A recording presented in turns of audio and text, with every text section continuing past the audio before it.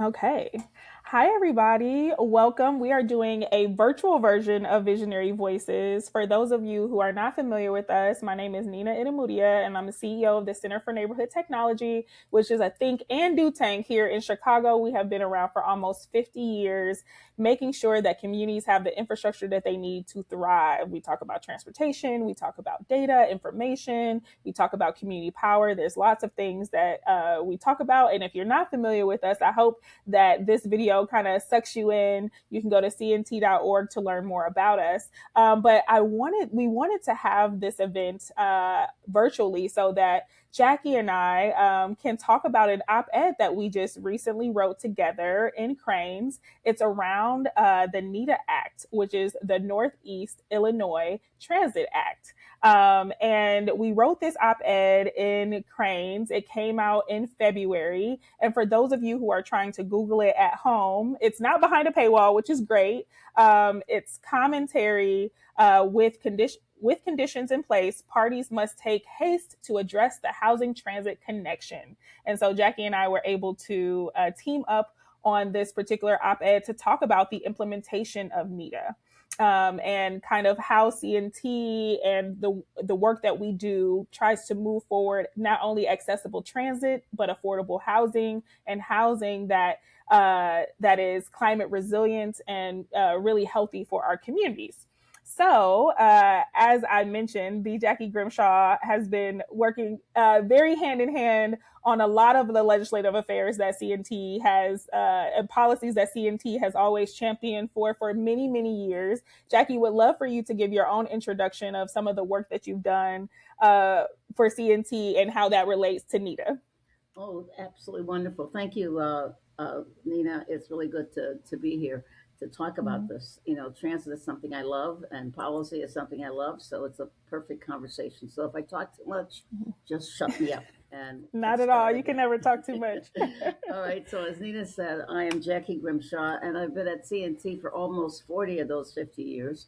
So Mhm. I think right now I'm the longest serving staff member at CNT, and I keep trying to mentor these young people so I can go hang up my spurs, and let them take over. But I haven't quite made it yet, but I'm Mhm. working at it.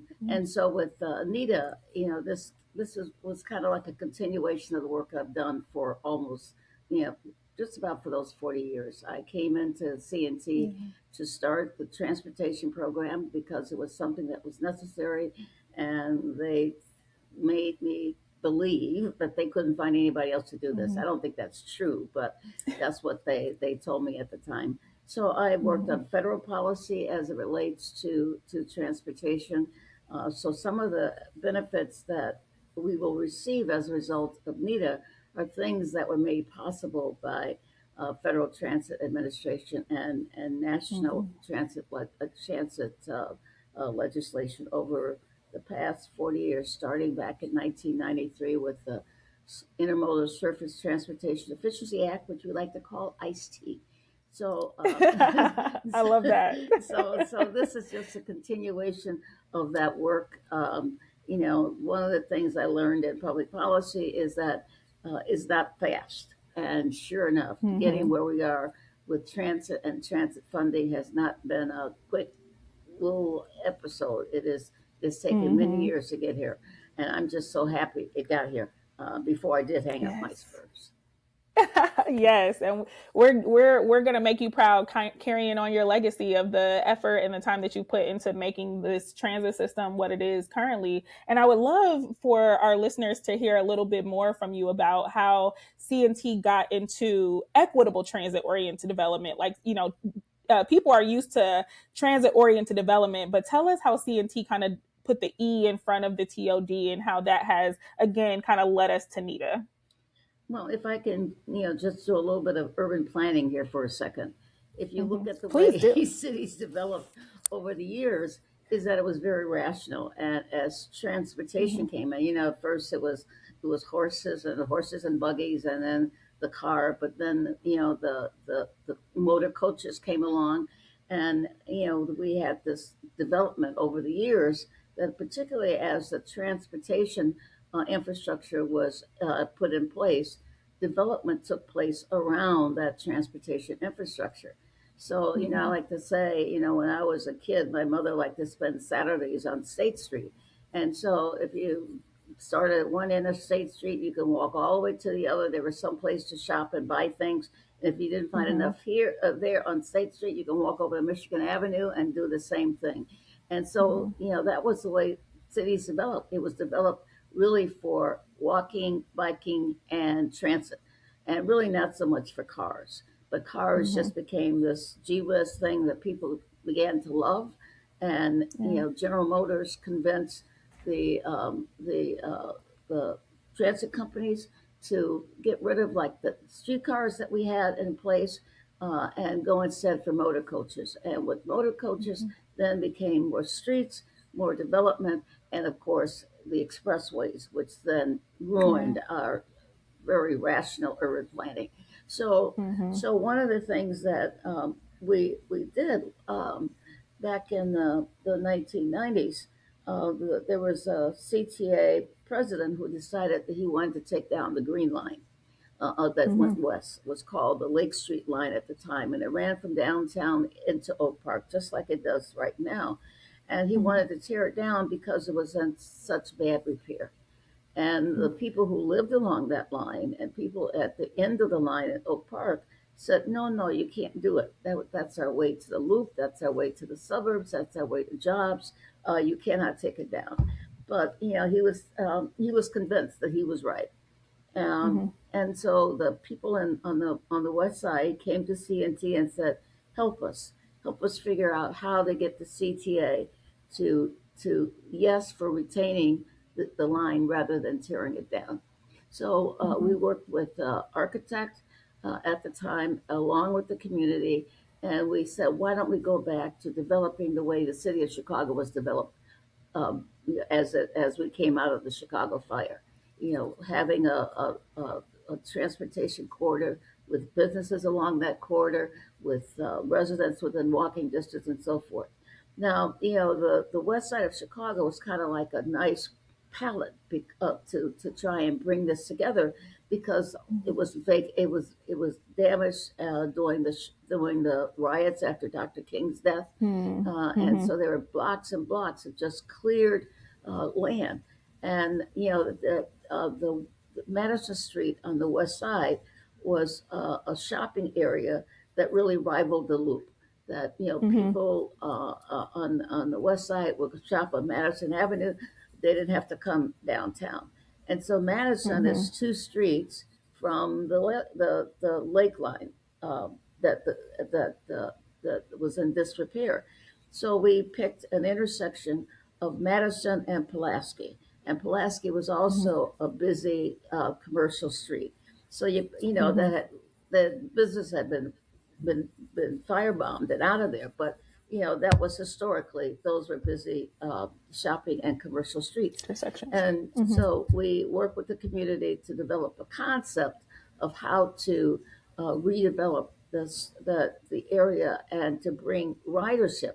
See, that was one of the other arguments that the president of the CTA had at the time, that ridership was low. Well, you could Mm-hmm. almost walk from Madison, Pulaski to Oak Park faster than you could get there on the train. So we knew that was a problem. But the reason why the Mm-hmm. ridership was down is because there were no people, right? Mm-hmm. Things had been burned down, destroyed, Mm-hmm. razed. Mm-hmm. So this would be a way of spurring development to bring back the housing, to bring back the businesses. And so we Yeah. designed a concept, and CTA continued to tell us no. And so Mm-hmm. we wrote a fictional op-ed about what could happen if, in fact, TOD happened on the west side. And we took that to Mayor Richard J. Daley and said, Mm-hmm. people really need this. This is our concept. Mm-hmm. If we, if the CTA repairs the line instead of tearing it down, this is what we can do. Mm-hmm. And at first he was reluctant, and so then we Mm-hmm. had to do our advocacy, right? A Mm-hmm. bunch of people had to show up at the mayor's office to say, Right. Right. we want Right. Gillespie That people line power. and Well, people power. that's what CNT knows how to do. Absolutely. And Mm-hmm. the mayor said, okay, okay. And the president of CTA found over $160 million. As Wow. projects would happen over the years, you get funded for something for $200 million. Well, you end up Mm-hmm. spending only $180 million, so you got $20 Mm-hmm. million left. So there was a lot Mm-hmm. of that excess money that the CTA had that came to $160 million, and that was Wow. enough to repair the entire Green Line from Jackson Wow. Park all the way to Oak Park. Uh, and so that's what got us started. But then we Wow. tried to get the Mm-hmm. RTA to adopt TOD as a Mm-hmm. development tool, and they told us no to. So we had to go Mm. and keep going back and keep convincing them about the pluses rather than the minuses Yeah. for development. And finally, we got them to yes, right? So everything Mm-hmm. has been a struggle with TOD. So Yeah. fast forward to now the 2000s. Mm-hmm.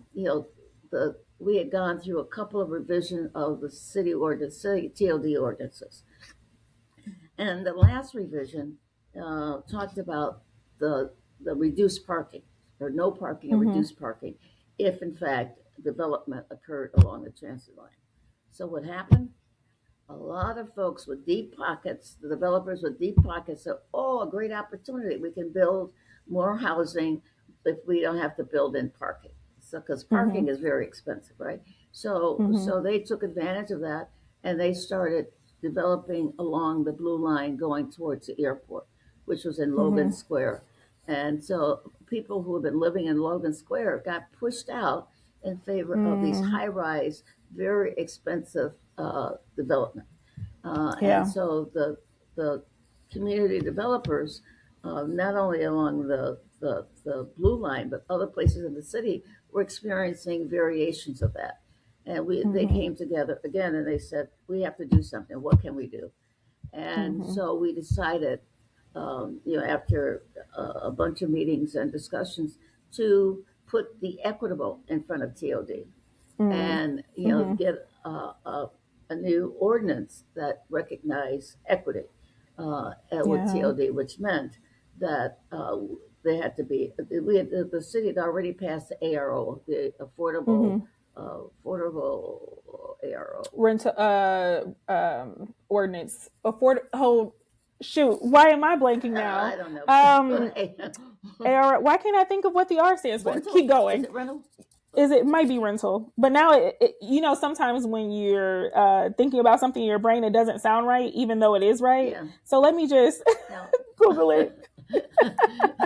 But what yeah, but what the ARO did was to require affordable housing in new development. And there was a percentage that was established, which don't ask me to remember that because I don't. So there was already a requirement, except the requirement we thought was very low. It did not provide that much affordable housing to the families that had been living there, for generations along the line. So we brought that ARO into the the uh, the TOD ordinance, the equitable TOD ordinance, and tried to increase the percentage of affordable housing. For, Um, mm-hmm. so that Affordable requirements ordinance is the requirements. official Yeah, requirements.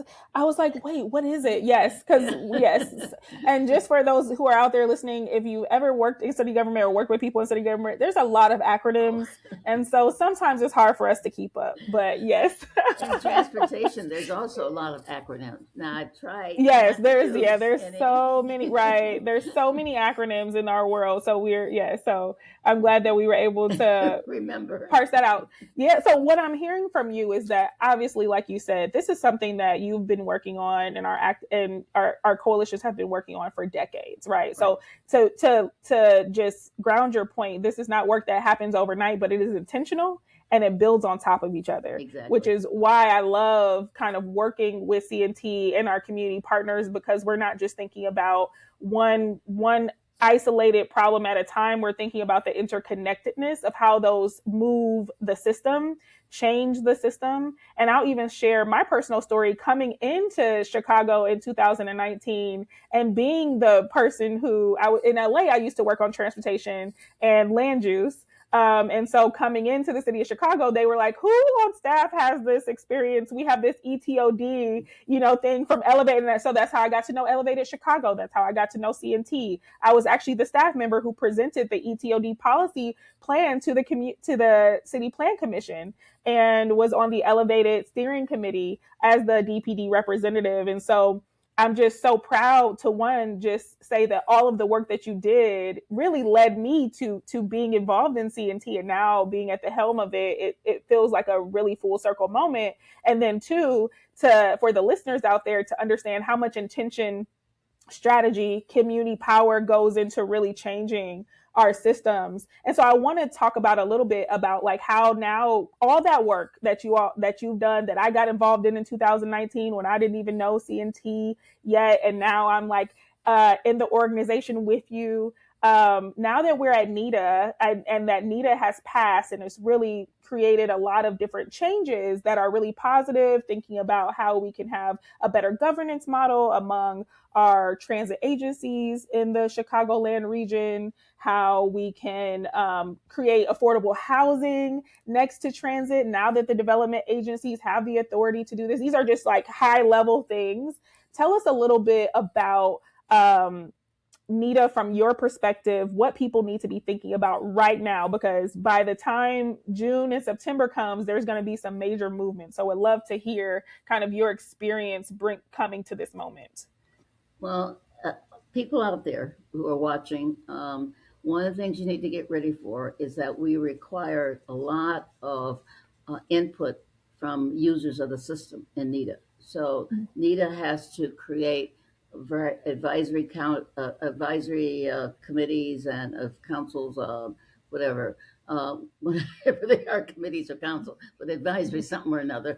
And the people who are advising are the people who use the system.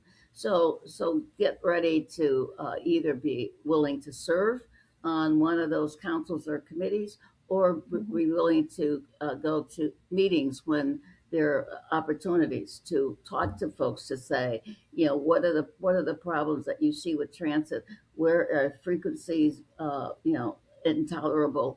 What kind of connections do you need? How can you get to some that you need to get somewhere faster than an hour? Whatever your situation is as to transit, NITA needs to hear. And through these committees, there's an opportunity for you to provide input into the decision making of NITA. So that's one thing to get ready for. The other thing is that NITA is going to be implemented in stages. So it passed in October, but it was signed in December by the governor, but it doesn't go into effect until June 1st of 2026. By September of 2026, there needs to be a NITA board in place.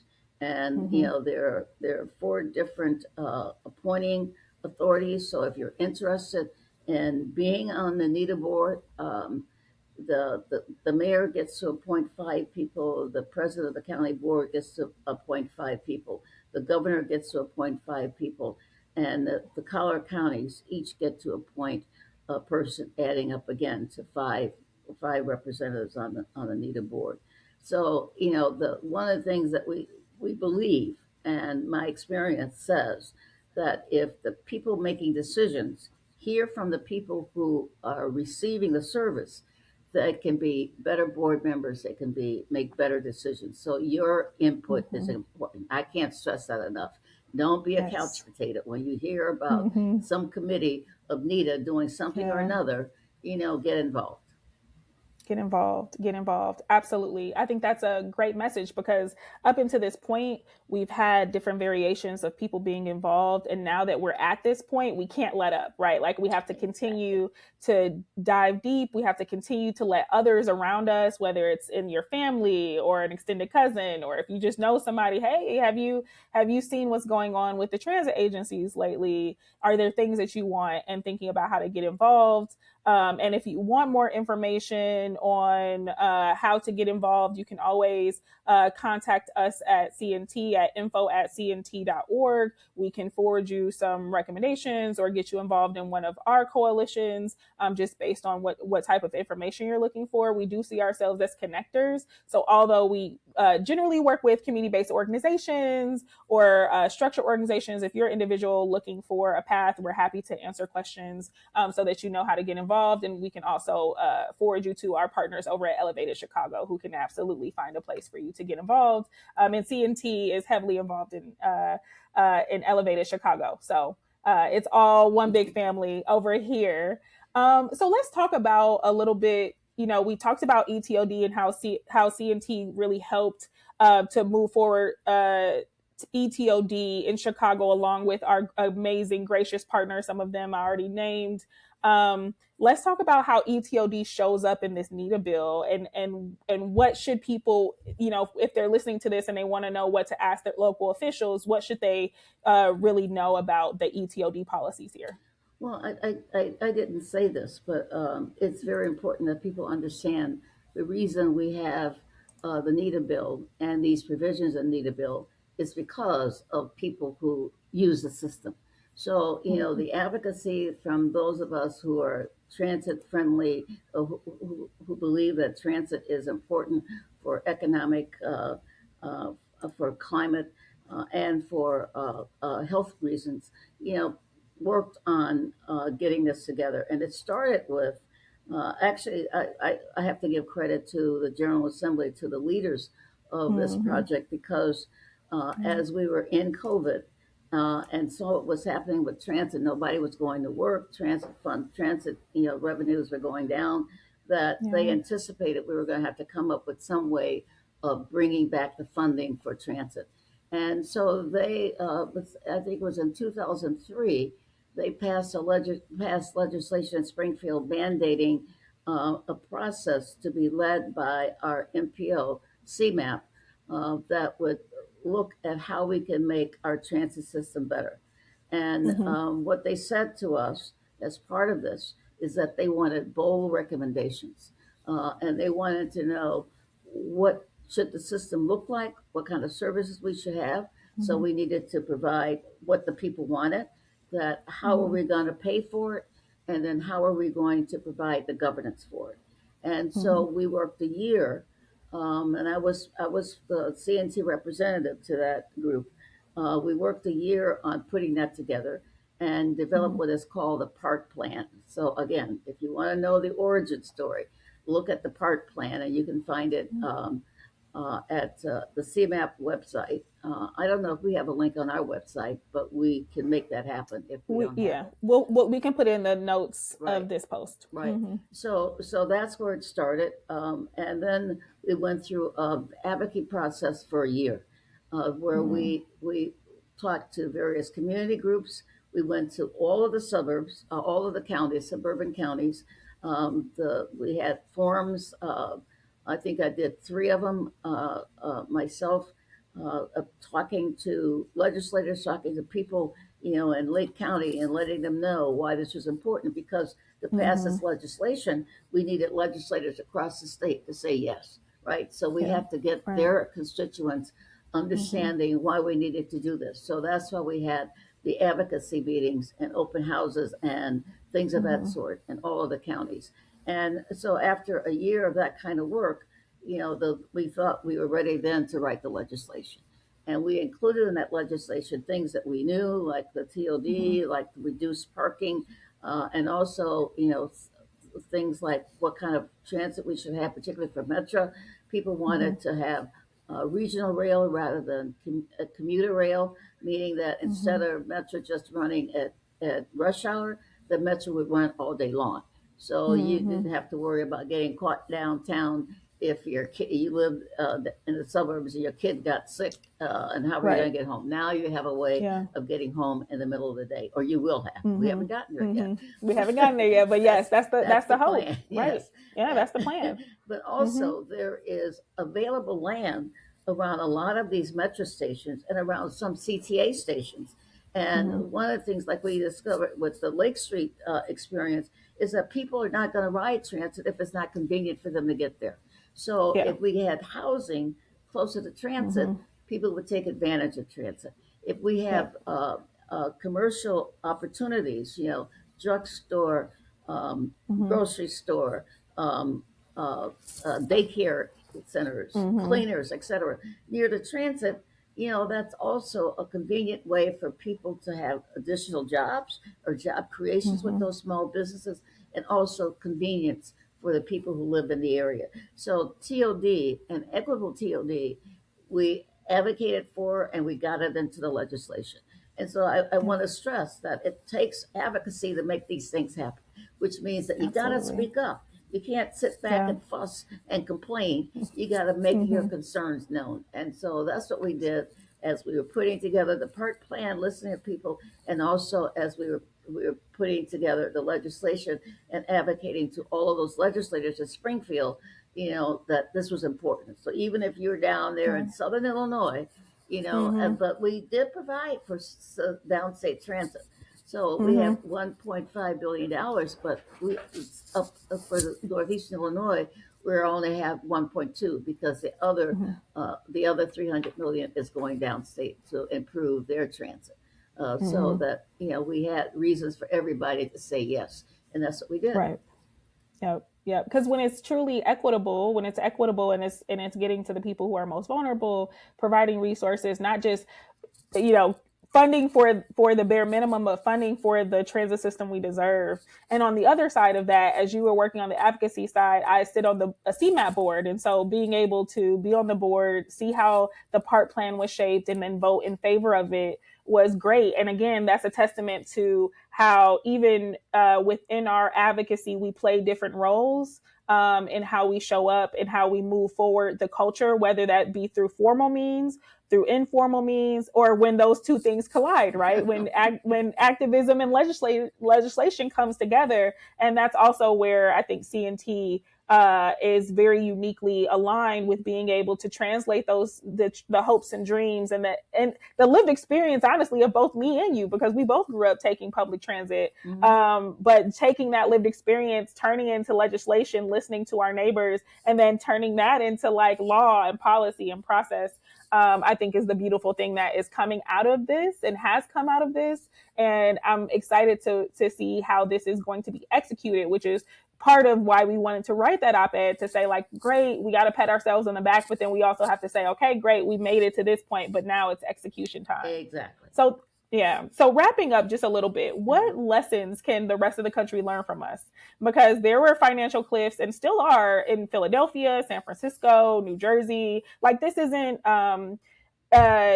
unique to Chicago, but because of the social, political, racial structures in our country, right? We see this kind of pattern of these public infrastructure not being funded at its full capacity, or only being done in certain places and not others, which connects all of our journeys across the country. So, what do you think other people can learn from what you just described as we got to NITA? Well, I think coalition, building Mm-hmm. coalitions are important, Yeah. because and to have that coalition be as diverse as possible. So for us, we had the commercial club, the business elite here in Chicago on our side. We had a variety of different unions that serve people who need transit to get around. The home care workers and so forth. There it's a low paying job, and people have to get there without having to rely on a car. Mm-hmm. So we had academics. We had the medical folks. So we had a very broad coalition of people who were we could call on to be those folks to talk to legislators, right? So Mm-hmm. we'd make a point, and climate is a hoax. Well, we had scientists and academics that could explain, it ain't a Mm-hmm. hoax. It's Mm-hmm. real. Mm-hmm. These kids Mm-hmm. are suffering from asthma because of the Yeah. bad air quality. So, make that coalition as wide as you can Mm-hmm. make it. And Mm-hmm. then have good rationale, like we had examples. One of the groups is the Jobs with Justice, and they work with the warehouse workers. So a lot of people in Chicago who need jobs, there are good paying jobs at these warehouses out in Kane County and DuPage County. But in order to Mm-hmm. get from South Shore, for example, in Chicago, to get to Bolingbrook, there's no direct Mm-hmm. transit from one to the other. So there's one guy told his story that he would leave home in the middle of the night, and he would Mm-hmm. travel for 3 hours from South Shore to his job in Bolingbrook, and then of course he had to spend 3 hours getting back Mm. home. So he had Yeah. 6 hours of commuting, 8 hours of Wow. working, and how much time does that leave for his Mm. kids and family, right? Right. And so we had Right. him tell his story. And so stories are important, the real life Mm-hmm. experience of people who are having difficulty, or when, they carpooling, if the Mm-hmm. car breaks down, then you got several people who can't get to work and they're in Yeah. danger of losing their jobs because of an unreliable car. So we had Right. wonderful, impactful stories that people were able to share with these legislators. And so, in addition to the coalition, in addition to stories, the other thing I would say is you have to be persistent. You Mm. can't take no for an answer. Yep. Like one of the difficulties we had was with some of the unions. So some of the unions were great, other unions were not.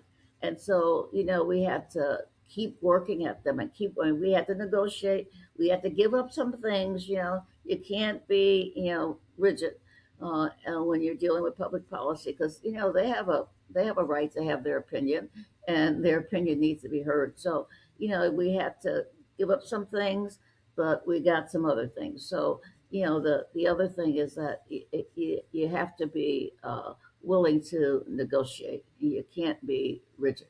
Um, and it helps to have the governor on your side, because he has to sign That the does help. That legislation. does help. Mm-hmm. Yes.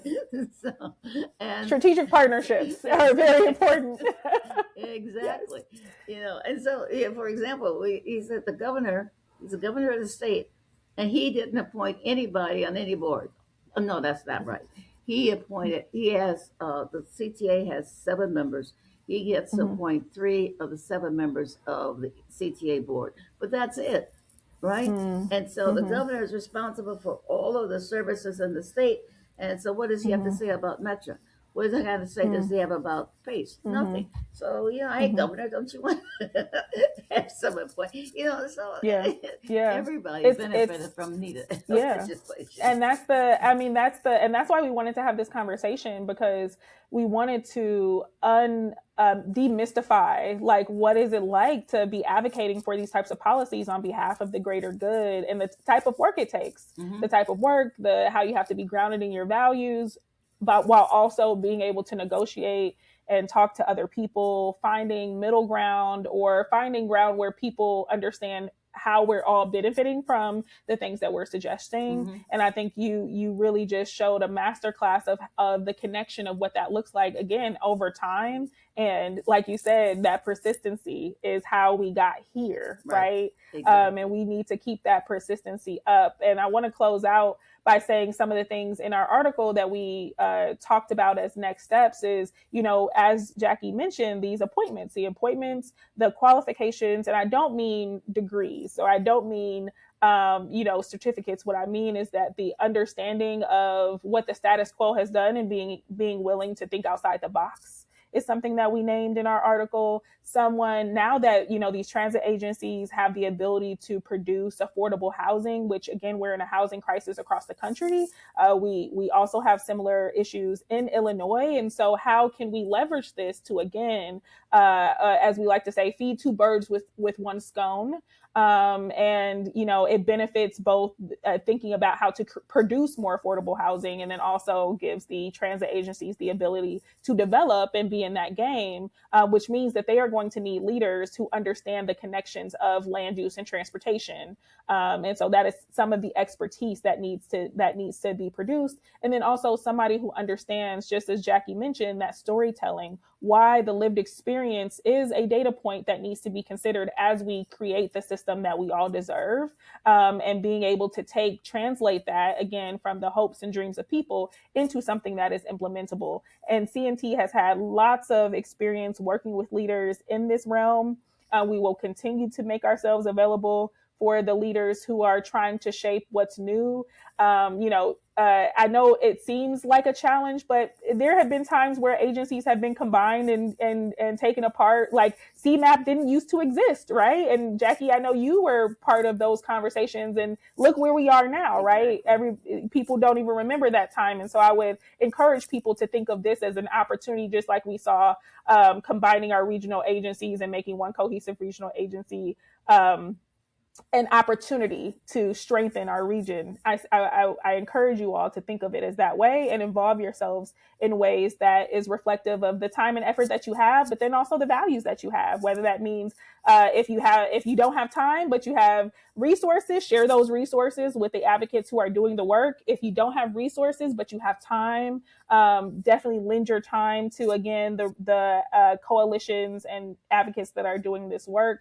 And if you have neither, know that we're working on behalf of you. We are working on behalf of you. We got you. We're going to do the best that we can so that you can have access to more opportunity. So before I close out, though, Jacky, I got to ask you one question, which is the most important question of all of this. You know, you're a Chicago Bears season ticket holder. So will you keep your season tickets if the Bears go to Arlington Heights or Northwest Indiana? If they go to Arlington Heights, no. If they go to Northwest Indiana, yes. I am okay. It's easier drive from Northwest Indiana. That makes a lot of sense. But I rather they stay right where they are. That's my number one preference. But number two would be Northwest Indiana. If they go to Arlington Heights, I've had my tickets for over 40 years, and I would give them up. Wow. Well, you heard it here first. Somebody send this clip to the Bears CEO so that they know to stay put or go to Indiana. All right. Well, thank you so much, Jacky, for giving us your time and walking us through this. Again, I'm always so awed by the things that you've contributed to not only just Chicago, but to the greater United States, of just like, advocating for those who need to be advocated for. So thank you. And if you're at home, follow us. You can go to cnt.org. You can follow us on social media. And thank you. And we hope to bring you another visual Visionary Voices in the near future. Thanks for doing this. I appreciate it. I had a lot of fun. No problem.